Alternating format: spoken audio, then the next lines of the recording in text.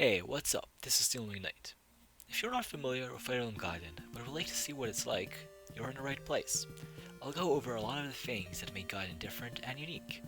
So, Fire Emblem Gaiden was released on NES in 1992, and now Echoes, Shadows of Valentia is coming out on the spring of 2017.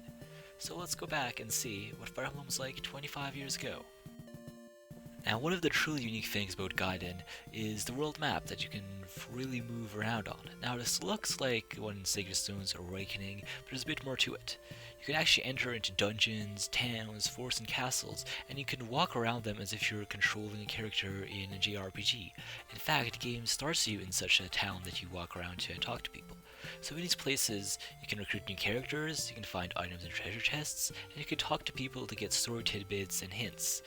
Now, there's not a lot to this JRPG style locations, but it really does change the atmosphere of the game. It makes it feel like you're playing a bit more of a traditional role-playing game as opposed to an SRPG or a strategy game.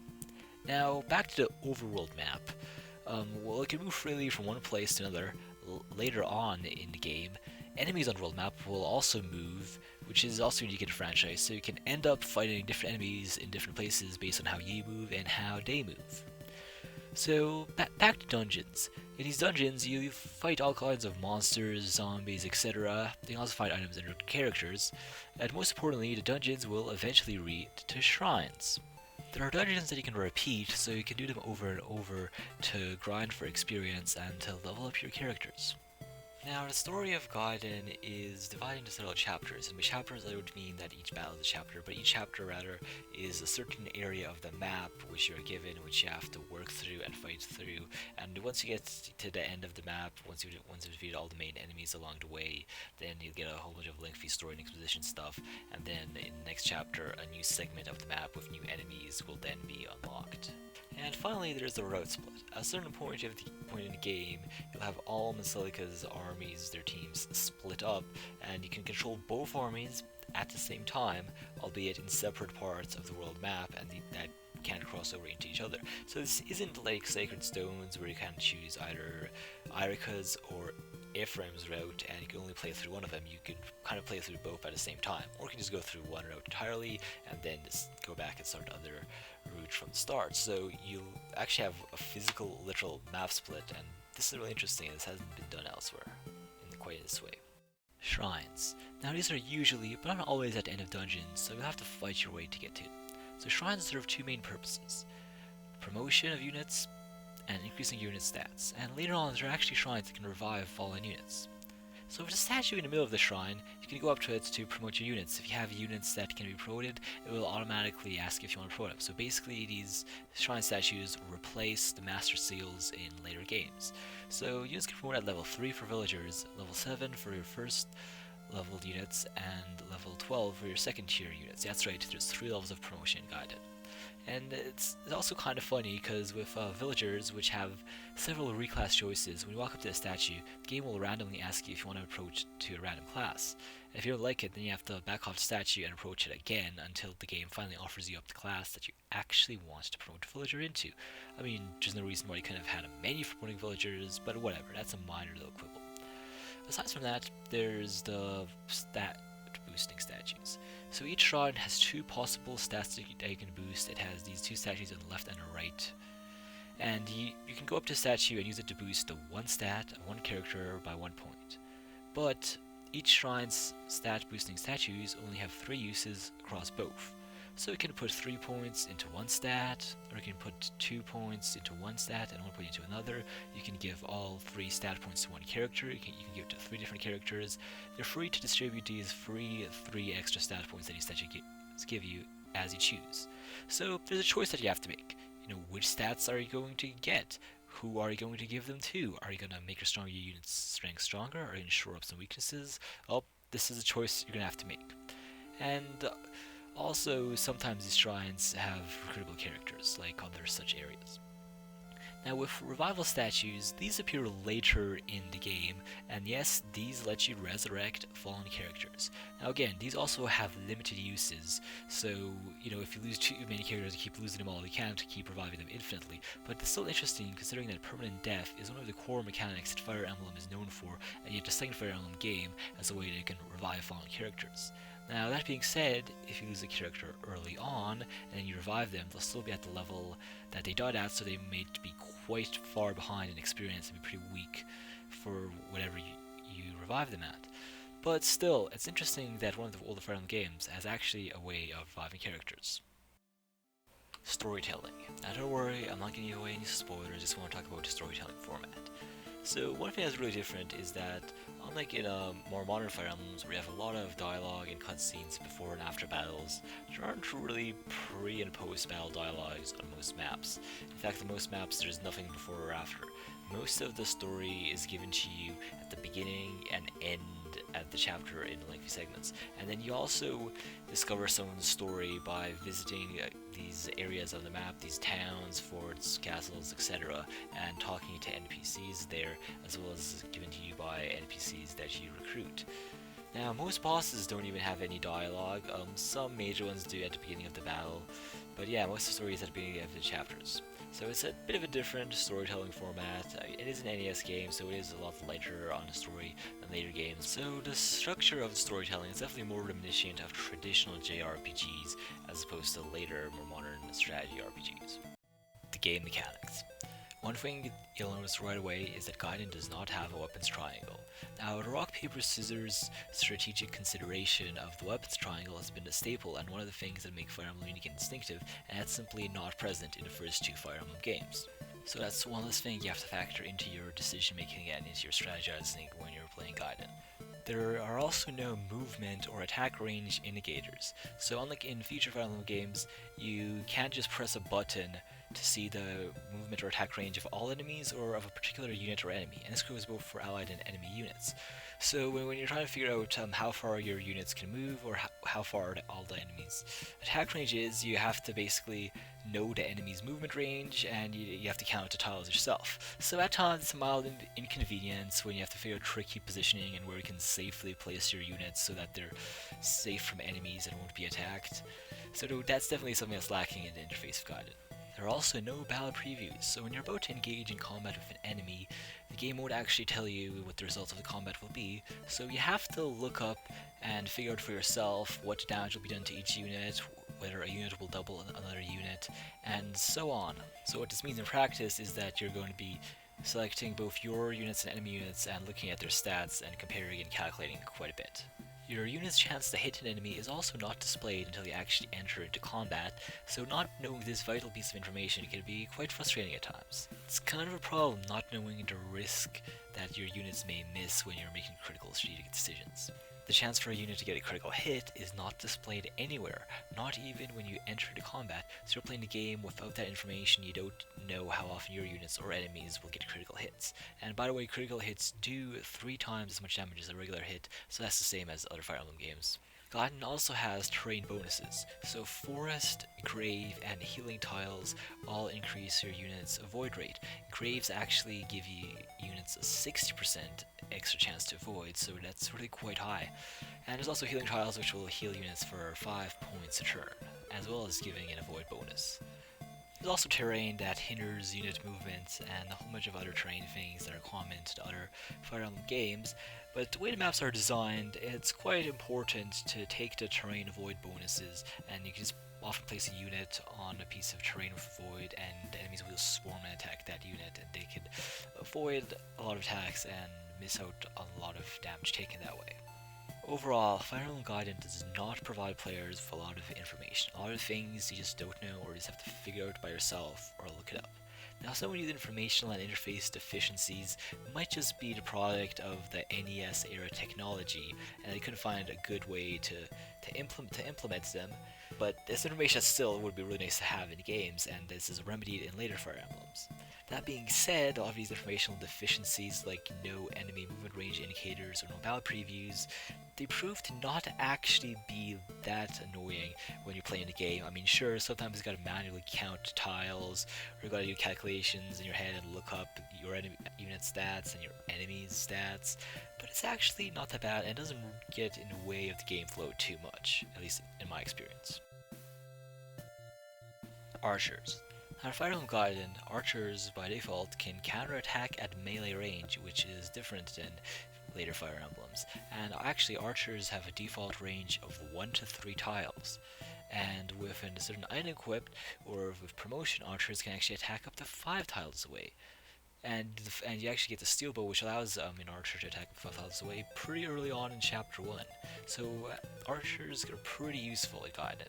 That being said, they do have a lower hit rate than melee units, but yeah, archers are pretty good in Gaiden with their 3 to 5 range and their ability to counterattack at melee range. Now let's talk about magic, which is also a bit different in Gaiden. So spells are learned by magic wielding classes upon leveling up. So instead of using tomes or staffs, like in later Fire Emblems, magic is innate to characters and is learned by them upon level up. So there are offensive spells, there's also healing spells, there's Nosferatu, but also other different unique spells, such as warping units around or summoning units. Now spells in magic cost health to use. Now, basic attack spells only cost 1 damage to use, but later spells with special effects or that are simply stronger, cost more health to use. Since there's not a lot of enemies in Gaiden that have ranged attacks, your magic users are relatively safe from enemies, but they still take a bit of damage over time from casting their own spells, so that's something you have to watch out for. Also worth noting is that your units, by default, have 0 resistance growth. So magic wielding enemies can be quite dangerous to a lot of your units that don't have very high resistance. Gaiden also does not have separate stats for strength and magic, so units' attack power is just determined by 1 stat for both. So for units that use both, namely Celica, she uses the same strength stat both for physical and magic attacks. Another thing that Fire Emblem Gaiden does differently is inventory and items. So when it comes to inventory, each character only has 1 item, and it's not like most Fire Emblems where a character can hold up to 5 items in their inventory and can have 1 weapon equipped at a time. Now, there's only 1 item that a character has equipped at a time and that they're carrying. Now, you can put your items in storage and you can take them out and distribute them as you wish, both in battle and on the world map. Now, there's 3 categories of equipable items in Gaiden. There's offensive weapons, which basically boost your power stat, and some of them have other effects, or they may be super effective against certain types of units. There's defensive shields, which again boost your defensive stats, may also have other effects, and also rings, which restore some HP each turn and have various different effects. Now, there's no gold, currency, or stores in Gaiden. Items are found in treasure chests, which are in towns or dungeons, or they are dropped by enemies when you defeat them. Some of them are random drops, while some are guaranteed drops. There's also no items for promotion or increasing stats. As mentioned before, that's done at shrines instead. So, unlike other Fire Emblems, in Gaiden units don't have to have a weapon equipped to attack. You can imagine that by default the units have the most basic version of the weapon that their class uses, but it doesn't take up an inventory slot. So it's like the units have an iron weapon equipped by default that you can't see. That being said, for units, since they can only carry 1 item at a time, you gotta make a choice as to what kind of item they will have. Are you going to give them a weapon to boost their attack? Are you going to give them a shield to boost their defense? Or are you going to give them a ring to give them healing and other effects? So deciding which units to equip with which items is a much more strategic and meaningful choice in Gaiden, since each unit can only carry around 1 item at a time. Finally, there are no consumable items in Gaiden. There are no healing items, no vulneraries, potions, elixirs, etc. If you need healer units, you're going to have to rely on your healing units, your cleric's spells to do that. Or on healing tiles that you can stand on to heal each turn, or on having a ring equipped that heals each turn at the expense of having a weapon or a shield. Unit classes. So, unit classes are a bit different in Gaiden. There are several physical unit classes that actually have 3 tiers of units, so that means your units that start at your first tier can actually promote twice, whereas in most Fire Emblem's units there are only 2 tiers of units and just one promotion. So, physical units will promote for the first time at level 7, and then in the promote class they promote again at level 10. But there are also other classes that only have 2 tiers of classes. They only have promote once, and then they promote at level 12. So it's not exactly neat and consistent like later Fire Emblem. And finally, there's the villagers. So you start with 3 villager characters from the very beginning. They have this rather very weak, abysmal villager class. And once you get to level 3 in their villager class, you can promote them to one of several classes. There's a wide variety at the shrines. So villagers can be promoted into archers, mages, cavaliers, knights, and mercenaries. So having these 3 villagers is really neat because it allows you to customize your army in a significant way really early on. Finally, it's worth mentioning that in Gaiden, there's no class growth rates. Promotion to a different class increases your stats, but there's no actual growth rates tied to a class. The characters' growth rates are purely their own personal character growth rates. There's no class growth rates, so promoting your units doesn't actually increase their stat growth rates. There is also group experience. So when an individual unit participates in combat, it gets experience as a result, but your entire team will also get a fraction of that experience spread out to them as well. However, that being said, this group experience cannot make a unit level up. They must individually obtain that last bit of experience to push them over to the next level. The artificial intelligence. So one really interesting thing about the AI in Fire Emblem Gaiden is that low health units will retreat to heal up on heal tiles. So this is a behavior you don't really see happening much in the later Fire Emblem games. And it can actually be quite a problem if the enemy has a very strong and difficult unit that actually manages to run away and retreat on a heal tile. What's also neat is that the bosses will often move forward and engage you when you get into their attack range as opposed to sitting back on their forts as you do in later Fire Emblem games. So no more of this approaching a boss and surrounding them with units from all sides and finishing off in one turn without the boss ever getting a chance to attack. You know, it makes things a bit more interesting and livelier, not necessarily more difficult because the bosses tend to not be that hard, but it's a bit different. They actually go out and attack instead of just sitting back. That being said, the AI in Gaiden is just downright stupid a lot of the time. Sometimes you'll have enemy units advance and then retreat for no real reason. Sometimes you'll have units that will move beside one of your units and not attack at all, even though it means that they're missing out on a kill. They could have attacked you and defeated your units, but they just passed a turn, and sometimes units will prioritize their own survival over actually attacking your units and getting a kill, which I guess, I don't know, they have a sense of self-preservation programmed into them, but in general that only means that they only survive for one more turn and they don't kill your unit, so what's the point? The AI can also behave a bit weird when it comes to going back to heal. Sometimes they'll retreat a few turns to heal, but then they'll turn back and move to attack you before they actually get to the healing tile. Basically, there's a lot of enemy movements that are completely nonsensical and accomplish nothing and serve no purpose whatsoever. Now, sometimes the AI will appear to go after one of your weakest units and try and take out, say, your healer, which I guess is smart, but on the other hand, often the enemy will just all attack your strongest units and just die on your counterattacks. So overall, the AI not too bright, although it does have some interesting things programmed into it. As for allied AI, ooh boy is it bad. Ever had it happen where you had a villager that you're supposed to protect and later Fire Emblem just recklessly run into an enemy and give up their lives for nothing? Yeah, that's what happens here. For example, right here, yeah, the allied AI takes Leon and basically runs him at 3 HP into the boss's range, you know, just zealously, recklessly pursuing enemies for no real reason and gets himself killed. And the funny thing is, these 3 AI units here, they could have easily killed the boss if only they actually led with the melee units first and just rushing the archer into the boss's range. This is just completely stupid. I've also had a bit of problems with summoned units. Sometimes they just kind of run around and move forward and don't attack anyone. And I've also had one case of a summoned unit just basically standing where I summoned it and not moving at all. So yeah, the AI in Gaiden, not too great. Map design. Now in Gaiden, you're pretty much dealing with road maps. There's no fancy creative objectives here. What you'll be doing is just taking out all the enemies on the map every time. There's also no reinforcements in Gaiden, so you're not going to have enemy reinforcements coming up from the edge of the map or from forts, although there are certain units that will summon additional units beside them.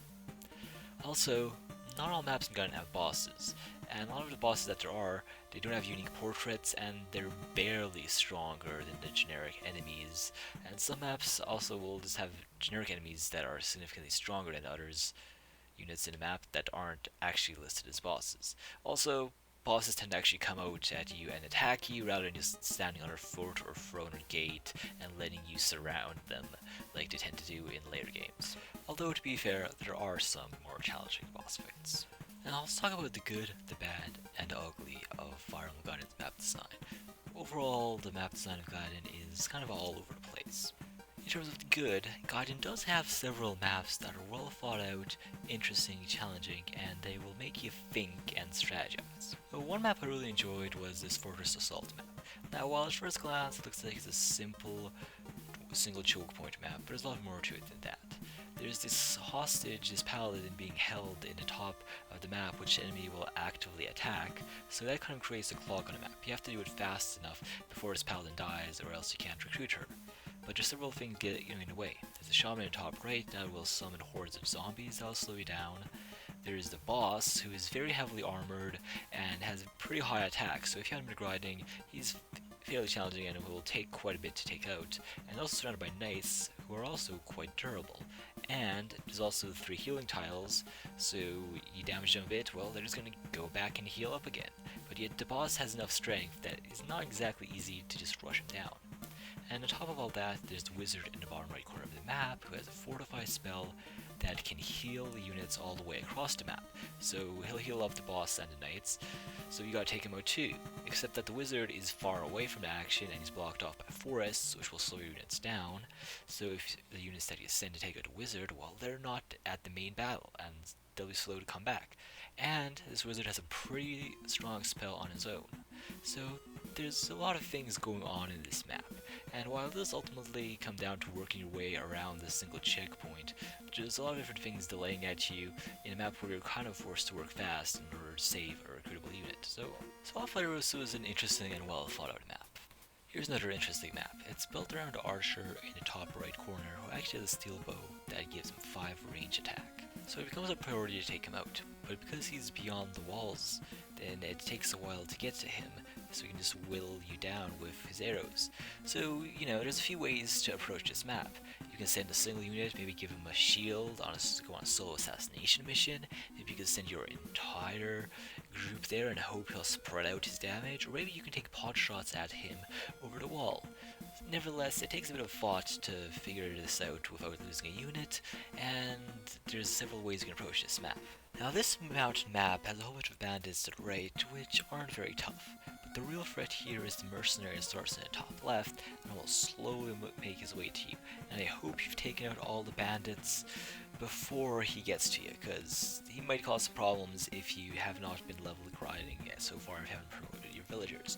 He has pretty high speed, so he should be able to double most if not all of your units. He has decently high defenses and attack, so he's the first really strong unit you'll face off against Gaiden. I think the map is designed so that you'll have to use your terrain, specifically the forest, pretty well and use advantages that they give you in void rate to take him out. Also, if you don't take him out fast enough, well, he's going to go back up to the fort and heal up, so that will create a lot of problems if you let that happen. So yeah, this early map is probably the first real challenge Gaiden offers. So when it comes to the good, Gaiden definitely has some interesting, well thought out and thought-provoking maps, even early on. Now in terms of the bad, well, Gaiden has plenty of bland, boring, wide open maps, as well as some maps that are constructed around a single choke point.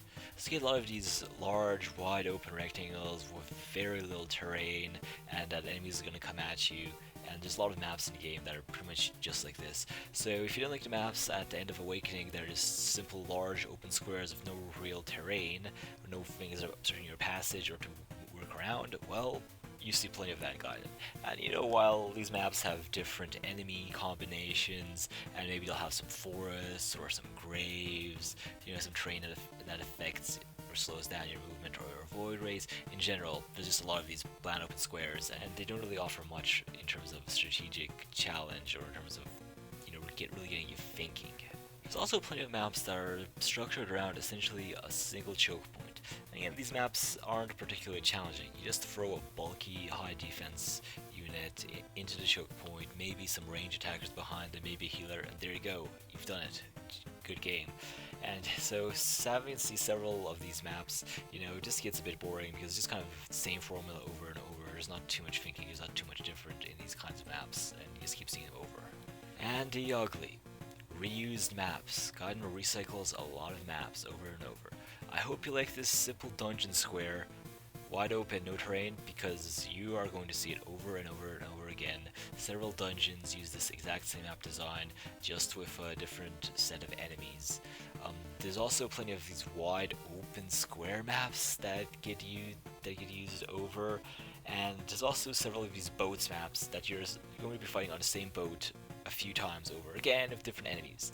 So Gaiden reuses and recycles a lot of maps, and not interesting ones either. It keeps reusing the same open square with no terrain maps that are just bland, boring, and uninteresting, and this is probably the biggest complaint I have with the game's map design. Not only does it reuse maps, it reuses the boring ones. Which is really a shame, because Gaiden's initial early maps, it shows some promise. There were some very interesting, fun, well-designed early ones, and then later on you find that it's just these open squares and these reused boats over and over again. So there you go, that's your introduction to Fire Emblem Gaiden and why it's so different and unique, and why it's considered a black sheep among the Fire Emblem series. So personally, for a 25-year-old NES game, I'm quite impressed. There's a lot more substance and a lot more depth than I thought there would be for a game this old, and I'm really having a blast and enjoying playing it through. So I hope you guys enjoyed this video. I hope you guys are as hyped as I am, or even more, for Fire Emblem Echoes coming out in May. So if you liked the video, be sure to give it a like and subscribe to my channel for more awesome Fire Emblem content. This is Alm and Celica, and I'll see you next time.